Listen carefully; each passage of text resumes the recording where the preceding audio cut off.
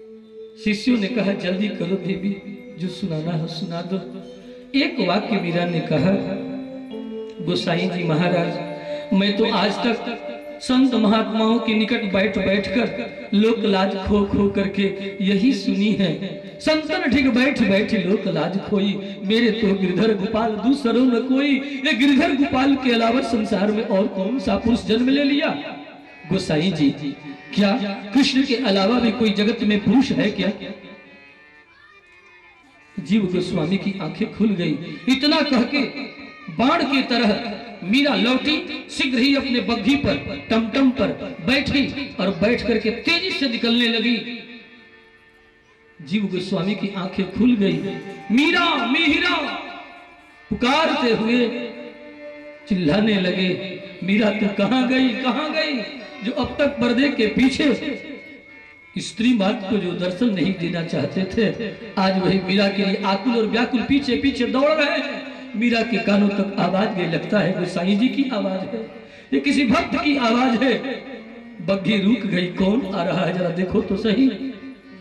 पीछे से दौड़ते रोते बिलखते तड़पते, मीरा तूने मुझे सिखा दिया, मुझे ज्ञान करा दिया, वास्तव में कृष्ण के अलावा कोई जगत में और पुरुष नहीं है, पुरुष तो एकमात्र कृष्ण ही है।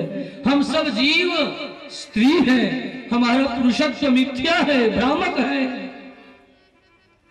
जिस दिन ये समझ नहीं प्राकृत यह शरीर समझा दे, उस दिन जीव अपने स्वरूप में प्रतिष्ठित हो जाता है। पुरुषत्व भ्रांति है जीव आत्मा के भीतर, स्त्रीत्व ही स्वरूप के निकट का धर्म है। जीवात्मा का स्वरूप कि अतिशय निकट का कोई धर्म है तो स्त्रीत्व है, पुरुषत्व नहीं है, भ्रांति है, भ्रम है। सबसे अधिक भ्रम में जो अपने आप को पुरुष मानता है वो भ्रम है। इसलिए वैष्णवाचार्यों ने, बहुत से आचार्यों ने तो सखी भाव से ही भगवान कृष्ण को भजना प्रारंभ किया, सख्य भाव से भजा और भज करके उनके चरणों का सानिध्य प्राप्त तक कर लिया। आज गोपियां ब्रजेंद्र नंदन समस्त जीवों की अंतरात्मा परमात्मा है। ये गोपियां ऐसी नहीं है किसी सामान्य नंद का पुत्र गोपाल है, ऐसा नहीं मानती। गोपियों से पूछा गया, अरे गोपियां ये कृष्ण कौन है? गोपियों ने कहा, खलु निश्चित रूप से कृष्ण गोपिका नंदनो भगवान अखिल देहि नाम अंतरात्म दृक्, समस्त जीवों के दृष्टा साक्षी अंतरात्मा कृष्ण है। न खलु गोपिका नंदनो भगवान, केवल नंदनंदन नहीं है, भगवान से भी कहा है। गोपी गीत में आपको सुनाएंगे कुछ ही क्षणों बाद। आश्विन का महीना, एकादशी का व्रत नंद ने किया।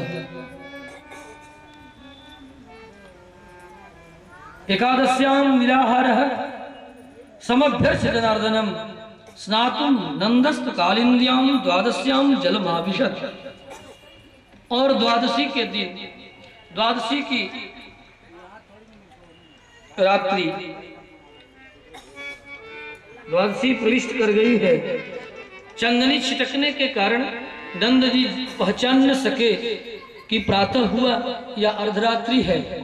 एक दिन जमुना में एकादशी के व्रत के दिन स्नान करने के लिए यमुना के जल में मध्य रात्रि में प्रवेश कर गए। डुबकी लगाया, वरुणदेव के सैनिकों ने नंद जी को पकड़ लिया और पकड़ करके वरुण लेकर के चले गए। जाते समय नंद जब से वासुदेव श्री कृष्ण आए हैं नंद के गोद में, तब से कोई भी आपत्ति विपत्ति पड़ती न, तो नंद हे कृष्ण हे राम मैं आपके शरण में हूं, यही पुकारते तो हे मोहे नाथ नेक मानिए जो भावे मेरे तो गिरधर गोपाल इत्यादि ही कहा करते।